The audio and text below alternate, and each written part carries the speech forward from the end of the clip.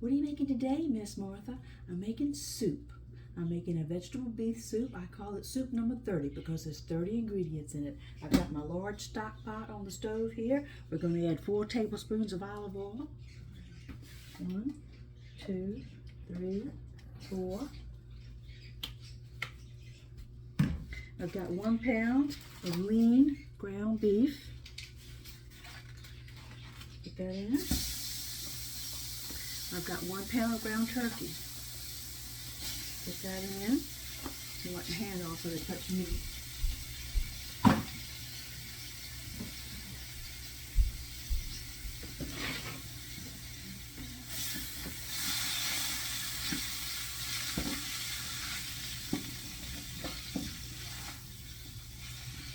And save time.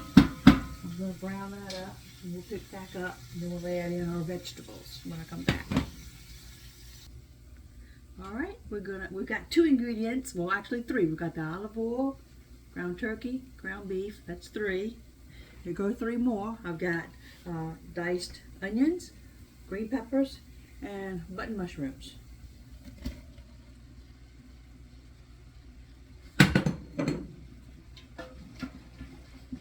I'm going to save time. It's going to take a while for those to soften up a little bit before I go on and add the rest of the ingredients.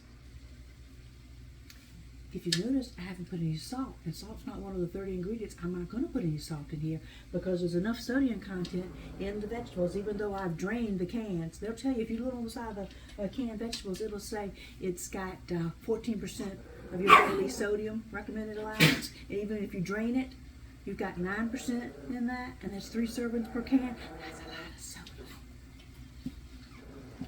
So I don't cook with salt. My husband's had a heart attack a few years back. We just don't cook with salt. We use spices instead. However, if you want a little salt in your soup, different strokes for different folks, now would be the time to add, ½ teaspoon of salt.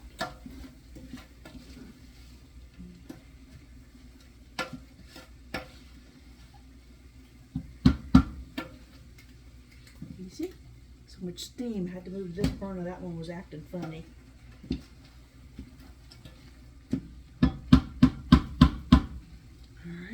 Let's go to our other ingredients. I've got 1 large can of diced tomatoes. Obviously you don't drain that. And I've got 2 cans of tomato sauce. Don't drain this either.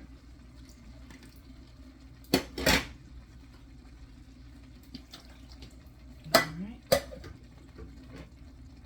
Let's stir that in.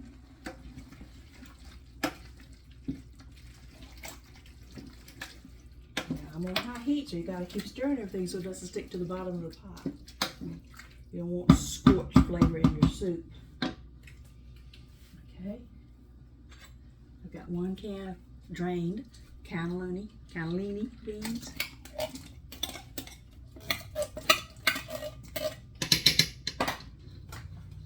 Light red kidney beans, drained also.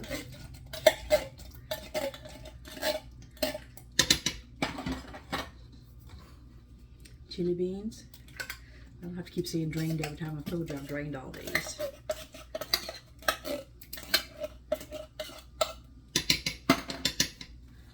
Sliced carrots, 1 can.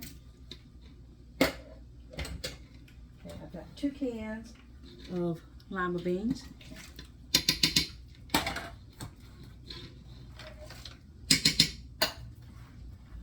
2 cans of diced white potatoes.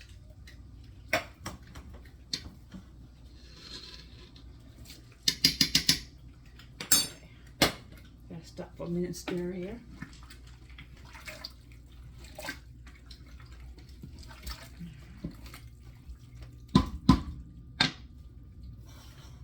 Two cans of green peas.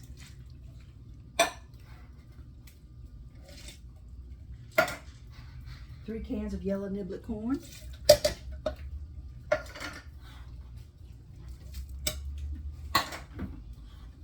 It's always better to use fresh vegetables if you've got a garden and you froze your, even if you had a garden, picked and froze your vegetables, they're still considered fresh vegetables than it is to use canned because there's no sodium at all content in that. We didn't have a garden this year. Can you see? Looking pretty, isn't it? Okay, got 1 can of the mexi-corn. I'm gonna stir it good, and then I'm gonna pause the camera for a second, get some of these cans out the way so I can move my spices over. So I'll be right back with you. All right, we're gonna turn it down to low. Pretty, doesn't it?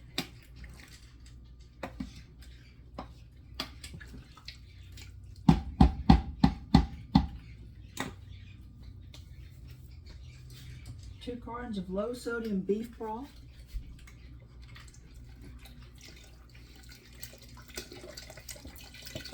And you're thinking, Miss Martha, why are you making so much soup? Because I'm going to freeze it. And I'll have meals on a night when I'm busy, or I've been busy with the dogs, or crocheting. I asked Santa for a sewing machine. I want to try doing textile art. So on nights that I'm busy, I can just thaw out 1 or 2 quarts of my soups. And I've got a variety. I've got chicken noodle out there. I've got a chicken soup out there. And then I'm going to have a vegetable beef soup out in my deep freeze.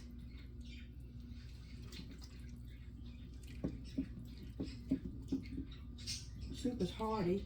This time of year, it's great to have a big pot of soup, because you know how people will tell you in the health profession that, well, you shouldn't smoke because you know smoke is bad for you. He tells you right on the side of cigarettes, but I'm not going to tell you what to do.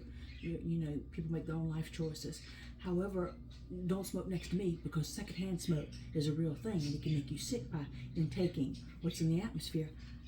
In a positive note, in taking what's in the atmosphere when you're cooking soup. When you cook soup in your household, you're letting that steam come on up in here, and that's carrying some of the nutrients, I believe, that's already in when you eat the soup. So even if you've got a small little toddler in your house that doesn't want to eat vegetable soup, if they're playing somewhere within the kitchen area, not close where it could splatter on them from the kitchen, but over there at the counter coloring their coloring book pages, or working on making little, little thread bracelets or something fun, or model cars, model kits, they're getting the health benefits of the steam.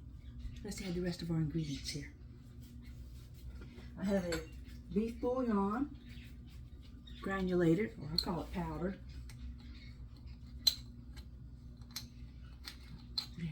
One, 2 tablespoons of that. 2 tablespoons of powdered garlic. 1, 2, 3 tablespoons of the dried minced onion. 1, 2, 3. On one of my other recipes, I've showed you what's in each ingredient and what's good. Now, a lot of my soups have common ingredients in them because they are a flavor profile that we have found that we love, instead of using salt, and it carries through, but it's also different. You can substitute, I'll stare when I'm talking, you can substitute in chicken, or there's beef in this recipe, or beef, or there's chicken in one of the other recipes. That's what's good about cooking. Things are interchangeable. Alright. I need 1 tablespoon of ground black pepper. We're not putting any salt in it, but we are going to put some black pepper in it. I'm going to put 2 tablespoons of basil leaves. 1, 2, 1 tablespoon of oregano leaves, and 1 heaping tablespoon of minced garlic. Okay. Stop and stir it in because I don't want stuff to stick to the pot.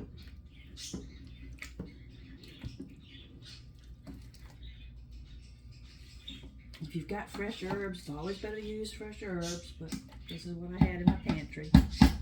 I've got 2 packets of the beef stew mix. Packets of that. You got that little corner. There you go. 1, 2.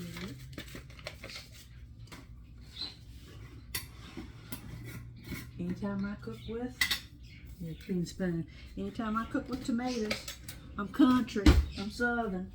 People do different, but I've got to have some sugar in my tomatoes, whether it's spaghetti sauce or soup or whatever it is. It cuts that acid, because otherwise the tomatoes just get me in my tongue and my mouth. They kind of hit that acid. But if I put a tablespoon of sugar, it doesn't bother me. Got my last 3 little ingredients over here. Switch to my teaspoon. I'm gonna do half a teaspoon of chili powder.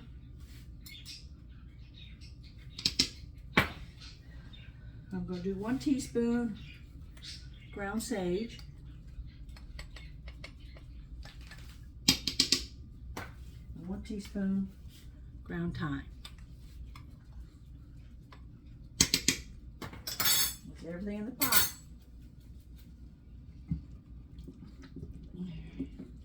I'm going to stir it good and clean up and come back and talk to you in a minute. Okay, everything's in there. All I've got to do now is wait, which just means I can go enjoy watching something on Netflix, or I could go finish one of my paintings over there, snuggle my chihuahuas, read a book, play, there's a new game on the phone, Sudoku, which is kind of like Tetris. I kind of was playing that a little bit. That was fun. But I'm going to give you a couple tips on soup. When you freeze soup, it tends to thicken up. So when you thaw out a quart, you might have to add a half a cup of water to it when you're heating it back up on the stove. Also, after the soup, everything is in here right now, and it's basically all cooked because I browned the meat and I browned the, I warmed, softened up the onions, the fresh vegetables, and the canned vegetables.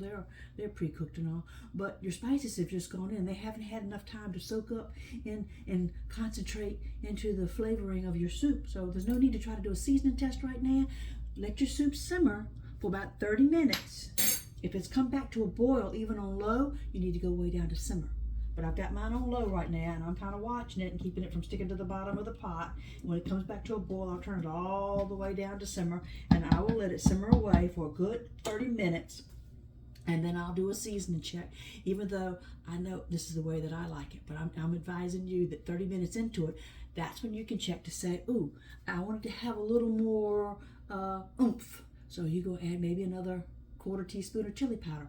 Or I wanted to have a little more depth. Then you can add another teaspoon of basil to it if you want to. Or, I can't deal with this no salt, Miss Martha. I got to add a half teaspoon of salt to it. Go ahead.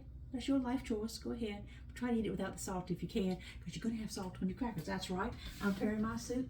Sometimes I'll make hush puppy. Sometimes I'll make cornbread. Sometimes I'll add macaroni to the soup. Sometimes I'll add rice to the soup. Sometimes I'll make my own pasta to go into the soup. But right now it's just a vegetable beef soup, because that freezes real nice, and I can just pull that out and I can add things to it then if I want to. But I like saltine, premium saltine crackers, but the market these days, you're sold out of lots of things. I had to get Zesta, which was my mother's favorite crackers, so that's okay. And they're pretty with the red box. Looks Christmassy.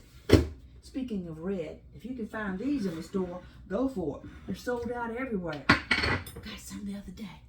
It's the gingerbread Kit Kats. The little, let's turn it the right way so you can see what it is. The little miniature gingerbread Kit Kats. OMG. I'm going to have one right now. It's not lunchtime. I got to wait on the soup. I'm going to show you. I'm going to show you how pretty it is. I can get into the little booger. Here he is. Regular Kit Kat.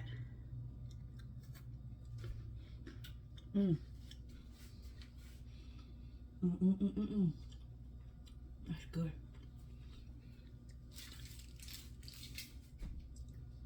If you can find some, get yourself some. I've had to live at the Bob saying, you're going to have one a day. They're coming after work. Before you know it, I see 4 little wrappers scattered all around the house. And I'm like, Bob, scatter my candy. I'm making all this healthy soup heading up into the Christmas holidays, because I might make a pot roast, or I might make a duck. I might make lasagna. I'm not sure what I'm going to cook Christmas Day. Not going to be another turkey, though.